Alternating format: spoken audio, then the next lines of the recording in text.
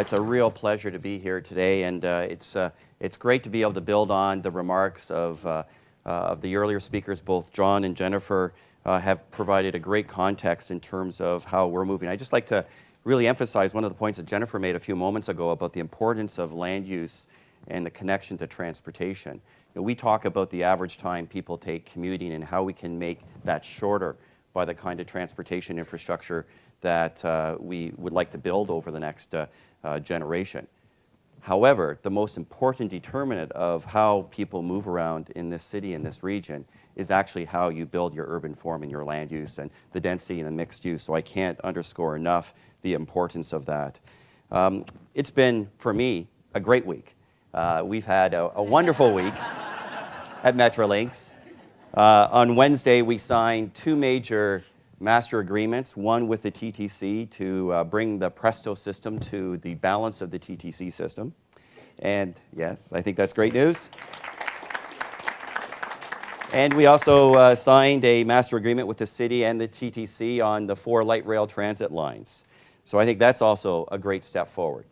And finally, on Thursday, I was giving a presentation to the Toronto Board of Trade about where we're going in terms of the next wave of transportation and transit projects, as well as continuing the conversation about how do we have a sustainable way of paying for our infrastructure.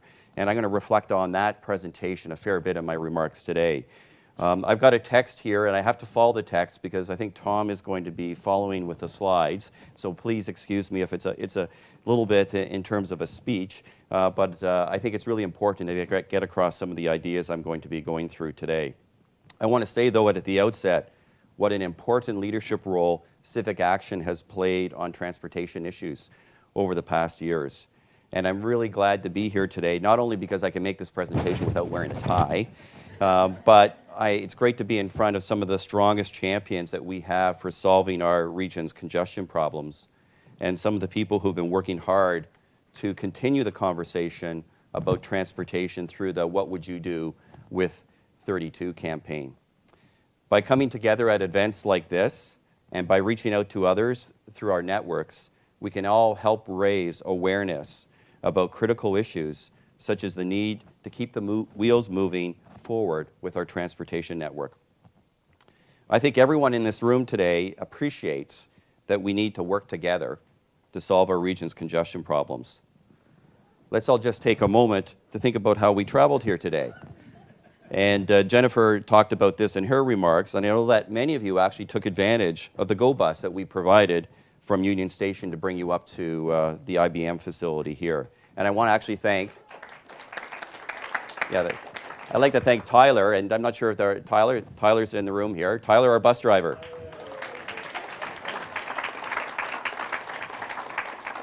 And I think it's important because when you think about transit services, it really is a retail customer-facing service. It's people like Tyler and the thousands across this region who move us around the region that is so important to having an efficient and effective and a safe system. So thanks, Tyler.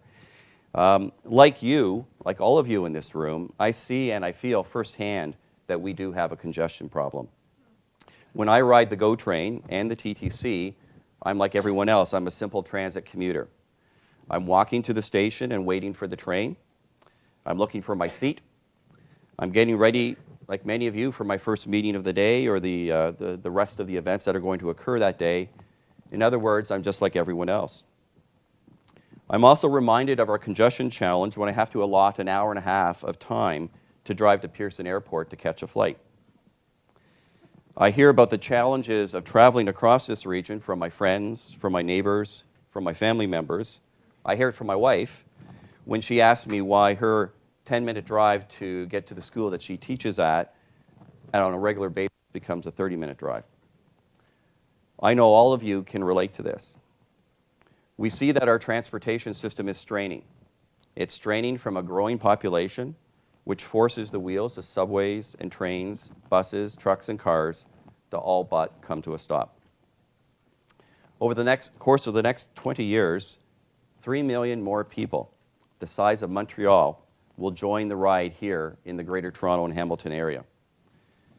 Depending on what we do to address this congestion and this challenge, we could on average end up spending as much as 109 minutes in traffic every day. Now that's the length of a Hollywood movie, and I think we would all agree that that wouldn't be a very good movie to be watching. We do have a solution though, and it's called the Big Move. This award-winning plan is a culmination of years of strategic thinking and planning by Metrolinx in partnership with municipalities and with input from the public and from stakeholders. The Big Move is the blueprint for a more sustainable transportation future. It reaches out 25 years to guide and direct decision-making. It sets out a vision for a transportation system that is seamless, that's coordinated, and is efficient. A vision where all of our communities and neighborhoods are served by more transportation choices, where 75% of the population in the region, not just in the City of Toronto, but across the region, lives within 2 kilometers of rapid transit to provide that choice that Jennifer was speaking of, where we double the transit modal share across the region, where we triple the length of rapid transit. In the end, I know the theme song, it seems, for this event is Life is a Highway. I actually like to think that we could change our theme song to be something different in the next few years here in the Greater Toronto and Hamilton area. The roadmap is now well underway with $16 billion in dedicated funding for transit and transportation priorities. And I'm just going to share a few examples. We're working with the City of Toronto and the TTC to revamp Union Station by 2015. And if you've been down to Front Street, as many of you were this morning, you know that it's a bit of a mess right now. And it's a mess because we're transforming what is the largest passenger hub, not only in this region, but in Canada. We have the new master agreement with the City of Toronto and the TTC on the 4 new light rail transit lines, which I mentioned earlier on. Some of those lines will shave 20 minutes each way for our customers in the future. Just think what we could all do if we have 40 minutes of time back in our day. As many of you know, building a fast and efficient route from downtown to Pearson International Airport has been a priority project for the Big Move. We are on schedule to launch this service in 2015, the year we host the Pan Am Games. And earlier this week, I announced that we have launched the new name for this service, the Union Pearson Express, or UP for short. We've expanded GO train and bus service across the region, and this has allowed ridership to grow by 6 or 7% every year. And let's make no mistake, most of the people who are on the GO train or on GO buses, if they did not have that service, would be on our already congested roads and highways if they were not on the GO system. And another significant step in executing our plan is the implementation of Presto, the regional fare card. With 9 transit systems serving a population of more than 6 million people, implementing Presto is one of the most complex fare card projects currently underway anywhere in the globe. We currently have 400,000 customers, and we're growing that base by about 22,000 new customers each and every month. We achieved that milestone this week with the signing of the master agreement with the TTC, and reflecting on John Longbottom's comments earlier on this morning, it provides really rich analytics for how we can provide better service for our customers, greater efficiency in the delivery of the service, and generate greater value for the investment that we're making in these transportation systems.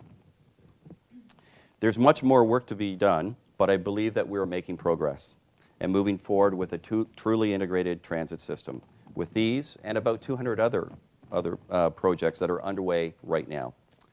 This does represent the largest transit program in North America and will start the transformation, indeed, I believe start the renaissance of a best-in-class transit system that matches the needs of one of the world's most exciting city regions. On Thursday, I announced that we're going to launch the next phase of our plan. We've been speaking with stakeholders, and we've been conducting a technical review of the Big Move. The plan is now 4 years old, and we need to make sure that it continues to be up to date.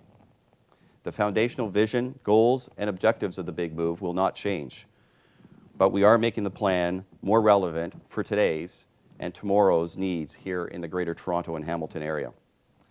As a result of this work, we have updated our list of priority projects and made some important changes to the timelines. We're planning for the whole region. The region has long passed the point where we can plan for our transportation system municipality by municipality. There are simply too many connections across our integrated regional economy.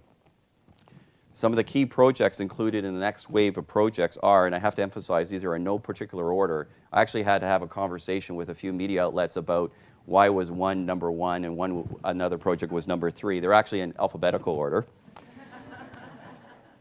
The first is the Brampton Bus Rapid Transit System, which will bring at least another 10 kilometers of upgraded transit along Queen Street in that city with a dedicated lane. Second, the Dundas Bus Rapid Transit Project, which will help link Toronto, Mississauga, and Halton region with another 40 kilometers of transit. Third, 36 new kilometers of transit to connect Scarborough Centre through downtown Pickering to downtown Oshawa with the Durham-Scarborough Bus Rapid Transit line. Fourth, Hamilton Rapid Transit, which will change the way that people move in Hamilton, connecting key areas such as McMaster University and the downtown core. Fifth, the Hurontario Light Rail Transit Project, with 23 kilometers of track, which will connect Port Credit through to Mississauga City Centre to downtown Brampton. Sixth, a new extension of the Yonge Subway from Finch Subway Station to Richmond Hill. Seventh, expanding GO train service by introducing more two-way all-day service, adding additional rush hour service across the entire network, and extending trains to new communities. Eighth, electrification of GO's Lakeshore and Kitchener lines and the Union Pearson Express. And last but not least, a new downtown relief line. It was originally identified in the Big Move for completion in the 15 to 25-year time horizon. We're now planning to advance that project by up to 10 years. While the relief line will be geographically located in the downtown area, its purpose is actually to open up possibilities throughout the region, such as the extension of the Yonge Line to Richmond Hill. We also need to make improvements to the local bus that picks us up at the end of our streets and to the roads that carry our buses, our cars, our bicycles, and our trucks. As such, as part of the next wave of projects in the Big Move, we plan to allocate up to 25% of our resources for local transit projects, for local roads, and for highways throughout the region. We anticipate the cost of the next wave of projects, as well as the funding for local transit, roads, and highways, will be $34 billion. Now, that's a lot of money. To make this happen, we need to continue to have a conversation with people and business about how we can invest in our future. We need to discuss this because in the end, we can't expect the money to come from anybody but ourselves. Now, the world's other leading city regions have done this. Los Angeles, New York, London, Paris, Vancouver, to name just a few examples. In Los Angeles, they have passed 3 different sales tax increases since 1980 that have allowed them to build their road and transit systems to accommodate growing needs. New York uses a mix of income sources, from a sales tax to a gas tax, a payroll tax, and a corporate income tax surcharge. Many of us know about London's use of a congestion charge that has dramatically changed the way that city moves people and how people use the transportation system. Paris uses payroll taxes to fund what many believe is the world's best transit system. And Vancouver. Vancouver uses a suite of gas taxes, parking fees, utility fees, and property taxes to fund its system. Now, to be clear, I'm not suggesting that any of these are the right solution for our region. In fact, there really is no silver bullet, no perfect combination of revenue tools that we can adopt as our own. But we have found some common themes that we should be considering as we think about the development of an investment strategy for our region. These common themes include, first, dedicating the revenue to specific projects and outcomes. In other words, we believe that the public wants to see exactly what they're paying for so that they can know that funds are not being diverted to other priorities. Second, fairness. Fairness in distributing costs to everyone who benefits. For example, everyone can agree that users need to contribute to the infrastructure that will benefit them. But it is also important to recognize that there are other groups, and society in general, who benefit from transportation infrastructure. We have to be fair, in how we distribute these costs and benefits. Third, the sense of fairness needs to apply across the region. The entire region has significant infrastructure needs, and no part of the Greater Toronto and Hamilton area can be left behind. Fourth, transparency is critical in making our decisions, in administering our funds, and in reporting on results to the public. Now, this big conversation has already begun around the region. And in this January, we'll be continuing that dialogue in a more formal way. We need each of you at the table for this conversation. Our discussions will form the core of answering the question of how we fund our future transportation system. We need to find a consensus among ourselves and with residents across the region that becomes impossible to ignore. Now, we'll continue to reach out and engage with our stakeholders.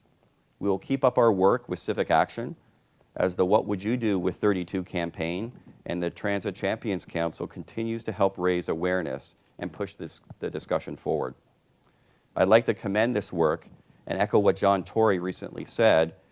It can be so much better, and we want people to talk about how they would benefit from greater investment to make it better. We need to have a dialogue on this and then turn it into action. Each and every one of you in this room has a real vested interest in this dialogue, and we know how much value that you can bring to the discussion as we move forward. So I actually encourage you to be part of the discussion, to lead the conversation within your community and within your networks. We need to talk because we have a choice ahead of us. We need to make an active choice if we want our transportation system to be better. When we look back at the great leaders and some of the visionaries of this region from years past, they made some very big choices. Big choices that built the young subway in the 1950s, expanded Highway 401 in the 1960s, the 1967 pilot project that led to the creation of the GO Transit system. I believe that now is the time for our generation to be making big choices. We need to decide if we're committed to making the transportation system across the Greater Toronto and Hamilton area better, if we're prepared to leave our mark on this great region. Now, the original big move was endorsed unanimously by all of the municipalities in the region 4 years ago. Now we need your advice, your involvement, and your leadership to help us develop the comprehensive funding plan we need to submit to the province and municipalities by June 1st of 2013. I believe that here in this region, we can choose a hopeful future that capitalizes on the pride that each and every one of us has for this great city, for the region, for the province, and the country. Let's choose the path forward to tackle congestion and clear up our roads while building a strong economy, a healthy environment, and a vibrant quality of life for you, for your family, and for your neighborhood. Working together, I believe that we can keep the wheels moving forward. Thanks very much.